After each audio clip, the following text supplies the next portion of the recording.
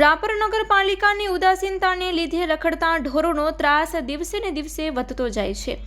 અનેક નિર્દોષ નાગરિકોને અડફેટે લઈ યમ સદન અને અન્ય સેંકડો લોકોના હાડકાં ભાંગી ખાટલા વશ કરનારા આ આખલાઓને આજે રાપરના મામલતદારને અડફેટે લીધા હતા। મામલતદાર હમીરભાઈ બી વાઘેલાની ગાડી સાથે નંદી ભટકાતા તેમને ઈજાઓ પહોંચી હતી।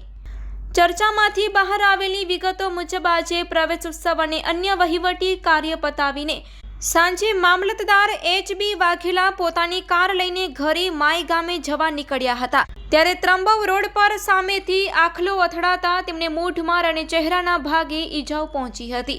આ બનાવમાં ગાડીને નોંધપાત્ર નુકસાન થયું હતું। હાજર લોકો ઈજાગ્રસ્ત અધિકારીની તાત્કાલિક ખાનગી હોસ્પિટલમાં સારવાર કરાવી હતી।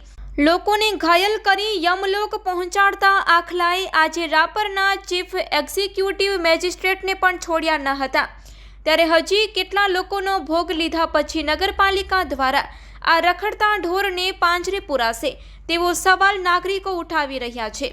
લોકોના જીવને જોખમ મુદ્દે ચૂંટાયેલા જનપ્રતિનિધિઓનું કાંઈ ચાલતું ન હોવાનો સવાલો સ્થાનિકોએ ઉઠાવ્યો હતો। જો મિત્રો, નગરપાલિકા એમ કહે છે કે અમે રાતે આખલા પકડીએ છીએ। આ જો નગરપાલિકાના લોકો કેમ આખલા પકડી રહ્યા છે।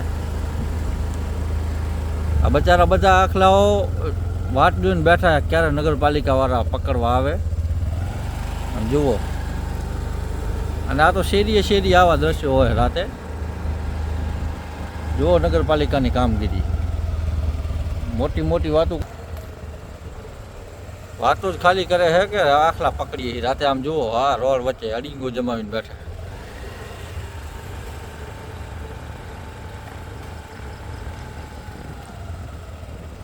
આ છે કામગીરી રાપર નગરપાલિકાની રાતની। અને આમાંથી પાછું એવું કે 900 પકડ્યા, તો આ પ્રમાણે હશે કેટલા? આ વરે 9 આવ્યું ભાઈ, હવે 60 આવી ગયા। આખલા ઓછા પડતા હતા તો રાતના કોઈક બિયાઈને મરી જાય એવા દ્રશ્યો છે અહીંયા તો। રાપર શહેરની અંદરમાં રખડતા ઢોરોનો ત્રાસ દિન પ્રતિદિન વધતો જઈ રહ્યો છે। નગરપાલિકા દ્વારા વારે ઘડીએ એવું કહેવામાં આવે છે કે રખડતા ઢોરોને સતત પકડવામાં આવી રહ્યા છે, પણ તમે રાપર શહેરની અંદરમાં જમીન પરની હકીકત જોશો તો રાપરના દરેક વિસ્તારોમાં, મુખ્ય બજારોમાં પણ રખડતા ઢોરોનો ત્રાસ એકદમ મોટા પ્રમાણમાં છે।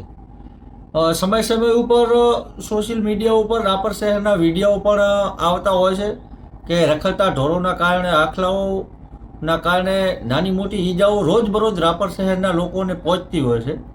અને નાની મોટી તો ઠીક, પણ ગંભીર ઈજાઓ પણ પહોંચી છે એવા પણ હમણાં ટૂંક સમયમાં જ કેટલાય આવા બનાવો પણ આવ્યા છે।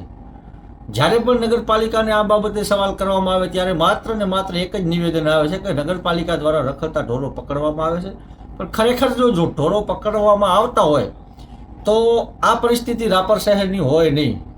અહીંયા રખડતા ઢોરો સાથે આમ મેનેજમેન્ટ કરીને હાલવું પડે છે રાપરના લોકોએ કે આ રોજબરોજની સમસ્યા છે, એ સમસ્યા હવે નથી દેખાતી। એવું દેખાય છે કે આ બધું આવશે જ, આ નિયમ હશે કોઈ સરકારનો કે રખડતા ઢોરોનો ત્રાસ તો રહેશે જ। આવી પરિસ્થિતિ એકદમ રાપર શહેરની અંદરમાં નિર્માણ થઈ રહી છે।